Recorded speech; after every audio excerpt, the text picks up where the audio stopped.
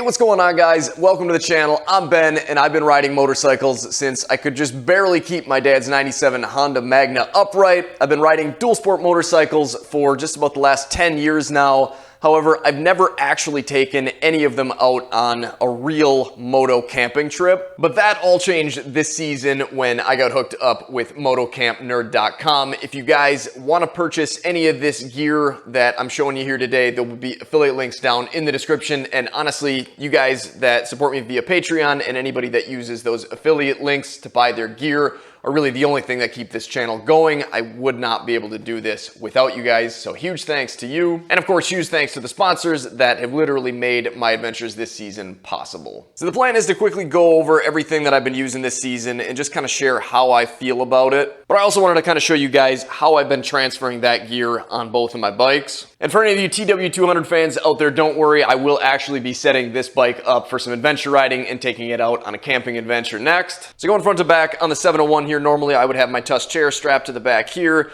Then we've got the sort of compilation here that is the Highland X2 rackless system from Tusk.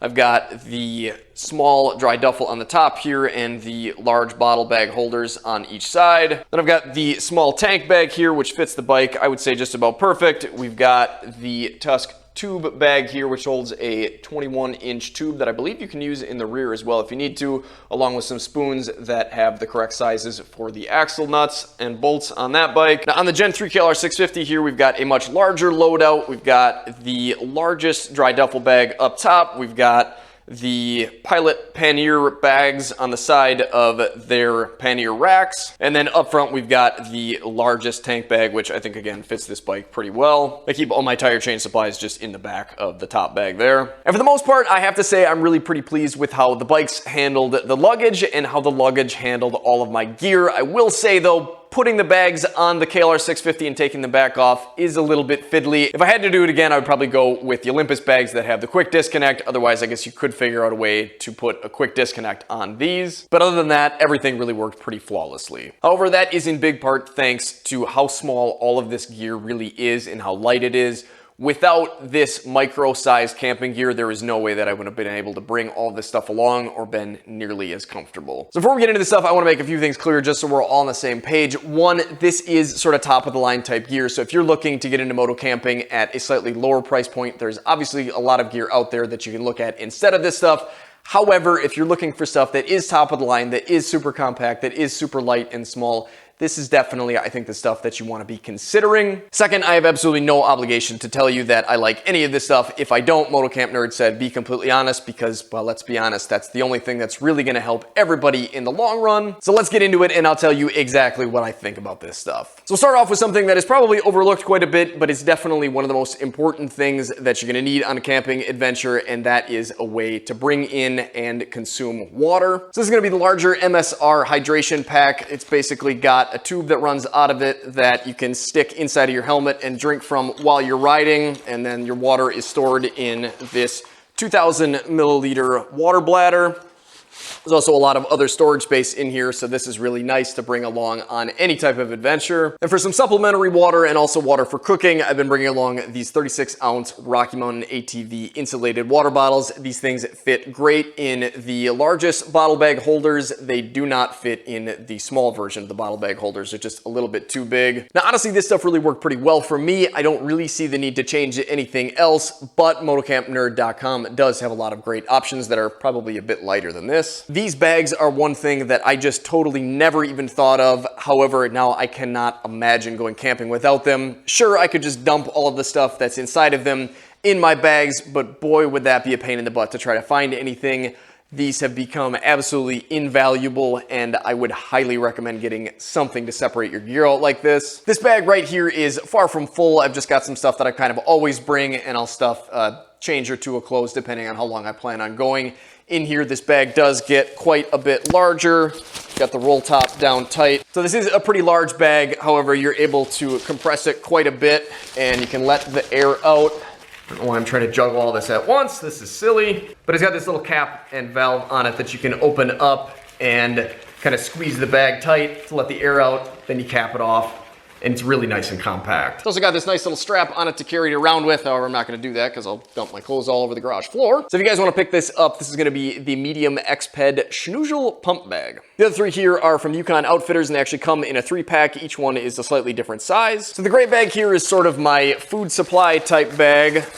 So in here right now, I've got the Wildland Coffee tea bags. I always bring a couple of these along. Really, really work great. You basically just stick them in a cup of boiling water, just like you would a tea bag, and in a couple minutes, they're ready to drink.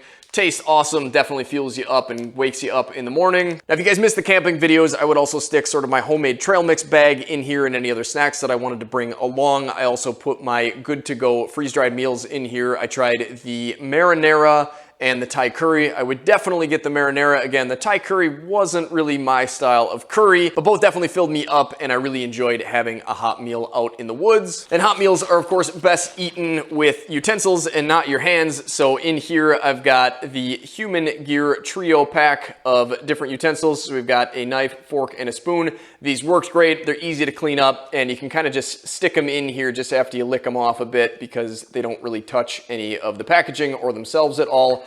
So that really worked pretty slick. I would highly recommend getting something like this. For those good-to-go meals, you essentially just pour hot water into the bag and then eat the food right out of the bag. But when I made the instant oatmeal, I actually just stuck it inside of my little Rocky Mountain ATV cup here. This also comes with a sealable lid, so that made things cook a little faster. I would also actually drink my coffee and my whiskey out of these things, not at the same time. Whiskey at night, coffee in the morning, of course. But honestly, this worked pretty well and is fairly light and easy to pack.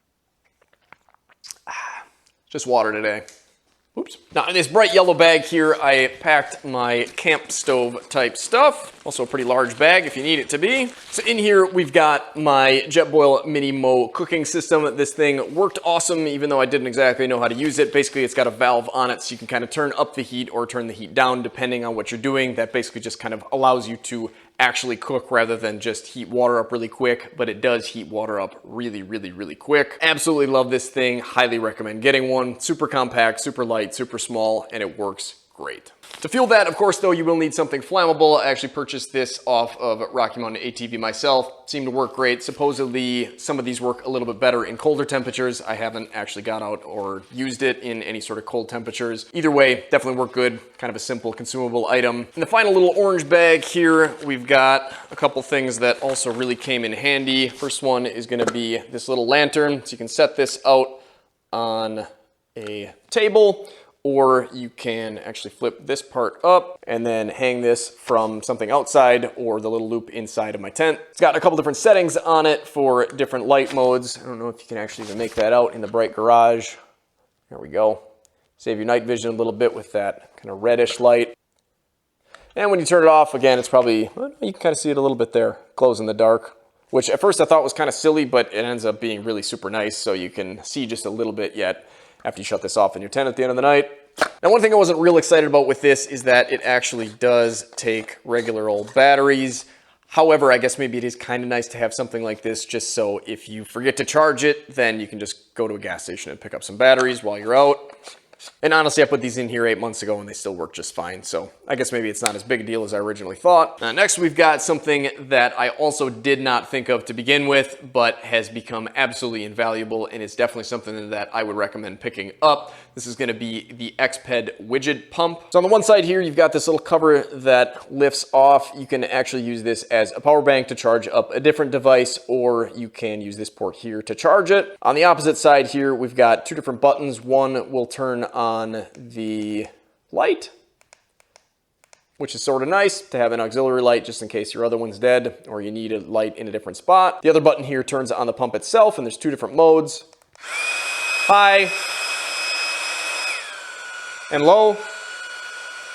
This thing certainly beats trying to blow anything up just with your lungs, and is also a lot better for your gear because it's not introducing moisture into any of your inflatable items. And if you guys haven't already seen it, these things actually work really good for blowing oxygen into a fire to get it going rather than trying to huff and puff or use your hat or a piece of paper or whatever. These things provide a nice continuous stream of air and really will get a fire going quite quickly. Now also in here, we've got these wilderness wipes, and I'll be completely honest, I have not needed to use these. However, I definitely definitely see the merit in it if you're riding extremely dusty trails or you just want to clean up a little bit before you go into town. We pretty much just always stayed at our campsite, so I was never too worried about it. But I think these things could definitely come in handy, and they will continue to come on camping trips with me. The last two things in here, though, I did end up using on my last trip, and of course, they are absolute necessities. So this is going to be a biodegradable toilet paper. I think most toilet paper is biodegradable, at least if it's septic safe anyways. And of course, once I was done with the toilet paper, it was really nice to have these Sea to Summit Wilderness Wash Pocket Soap kind of strips, I guess.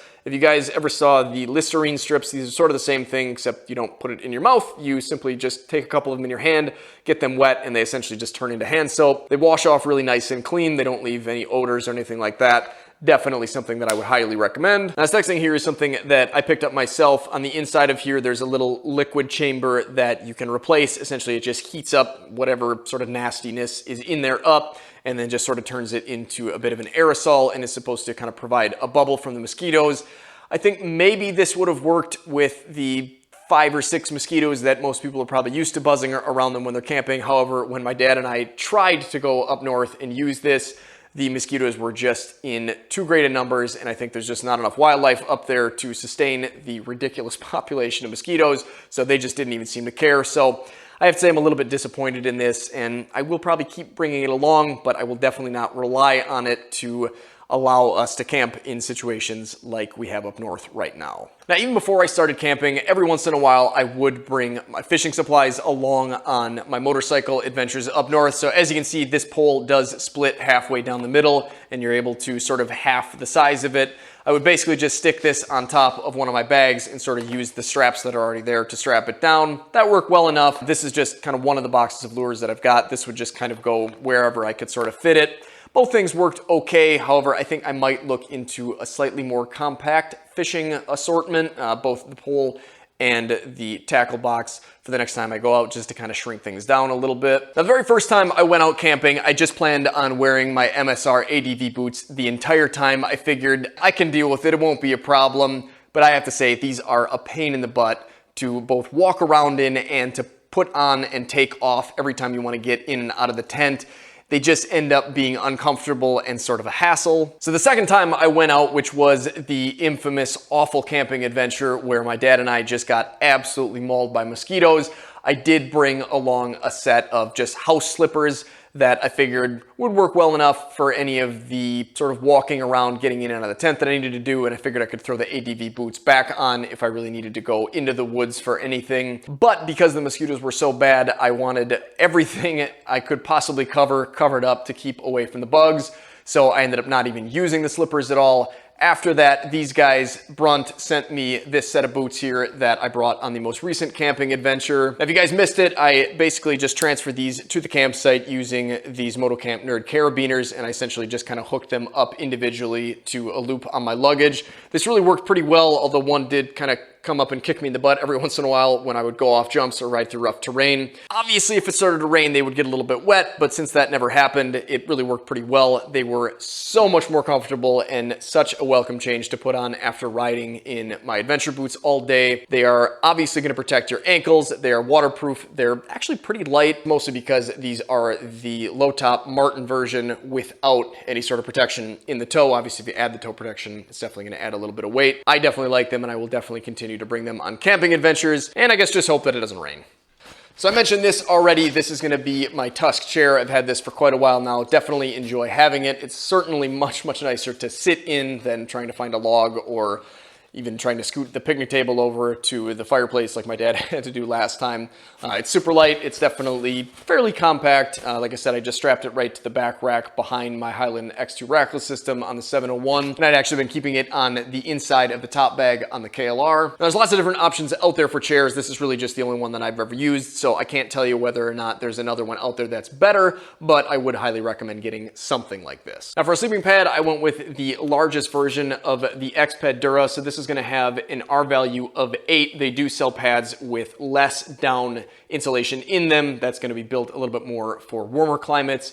Most of the time when I go camping, it's going to get pretty chilly at night, so that's why I decided to go with this. I wanted to go with the largest version just so I kind of had room to move while I was sleeping. And I absolutely love this thing. I feel like it definitely seems like it helped keep me warm on those colder nights, and I think it definitely was worth it to get the slightly larger size. Obviously, because it's larger, that means it's going to be larger rolled up and heavier rolled up as well. But honestly, it's still more than small enough that I could easily pack it into either of these gear loadouts. I definitely highly recommend getting one of these. And to also help keep me warm, we've got this NEMO Disco Large Men's Sleeping Bag. So again, this is the biggest one that you can get. I'm 5'10" and about 160 pounds, so I'm not a big guy, but there was definitely more than enough room in here for me. This is a down sleeping bag, and it is rated for 15 degrees. However, that 15 degrees does not mean you can jump in this with just a set of boxer shorts and be completely comfortable. Honestly, with my MSR base layer and mid layer on when it was, I think, 40-some degrees, I was comfortable, but I definitely wouldn't want to sleep in this much lower than that in those clothes anyway. This 15 degrees, I think, is basically like the absolute lowest limit, I think, with some insulating clothes on.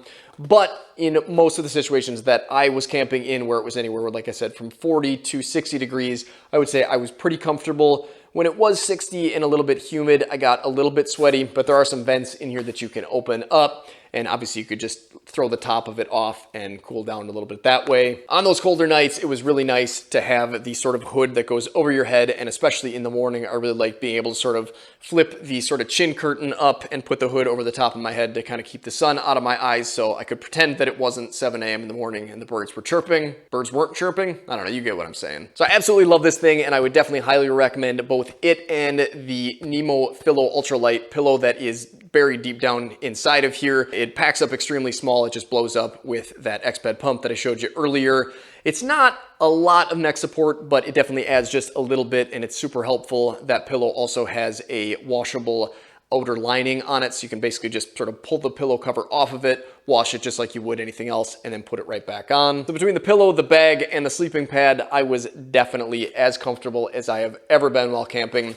And like I showed, this stuff is extremely small. Now last but absolutely not least, we've got the Big Agnes Copper Spur HVUL2 tent. So this is technically a two-person tent, but definitely is even just, I guess maybe I wouldn't say tight, but is, I would say, comfortable for one person along with their moto gear. Now obviously you could stick stuff back in the bags on the bike, but you're pretty much going to want your helmet inside. You're going to want a couple other items. So I would say I would not try to sleep two people in here. However, I think you definitely could do it. Either way, I definitely love this tent. I love how compact and light that it is. It's extremely small compared to everything else that I have used as far as a tent goes. Honestly, I cannot imagine trying to haul my giant regular old camping tent along. This thing is so small. Like I said earlier, you can easily pick up tents cheaper than this, but I don't think you're going to find anything that has as many features as this does with these small, light tent poles and just in general, this compact and nice of a package. Now, it goes up really easy. It has some great features like the ability to access the tent from either side. You've got two nice large pouches on the inside. If you're into bicycling and you've got a bicycle helmet that you want to stow away, it's even got a special little loop compartment for that. Now, I've never done it, but you can actually use part of the Rainfly as sort of a little awning or a little covered porch out in front of the tent. You basically either just need to kind of whittle some sticks or purchase a set of the extendable hiking poles, and then you can kind of stake that out and hang out outside, but still be covered from the rain. And quite honestly, there's probably a lot of features in this tent that I have missed or just not found yet. I absolutely love this thing, and I kind of can't wait to spend another night in it. It has just been awesome. Now, also wrapped up in this neat little bundle here is the footprint for this tent. You do have to purchase it separately. However, once in a while, you'll be able to catch it where it's sort of on sale, where you can purchase the tent and get the footprint for free. It's definitely something that I think is necessary because the material that this tent is made out of is just so lightweight and thin. which obviously makes it nice and compact, but I think you definitely want something underneath it to protect your investment. So there it is, guys. That's everything that I've been bringing along on my camping adventures. If you guys have any other suggestions of stuff that I should try, definitely let me know down in the comments. If you guys have any questions on any of the gear that I used or any of the luggage that I've been bringing it along in, or any of the bikes or anything else, please let me know down in the comment section and I will try and make sure and get back to you. Like I said earlier, if you guys want to purchase any of this stuff, or you even just need to make a purchase of some other type of motorcycle gear, if you click those links down in the description and make a purchase through those links, it will help me continue to make videos like this for you guys. Thanks for watching, guys. Take care, stay safe, stay swanky, get out, enjoy this beautiful world any chance you get. And hey, if you can't do that right now, here's some more videos to check out in the meantime.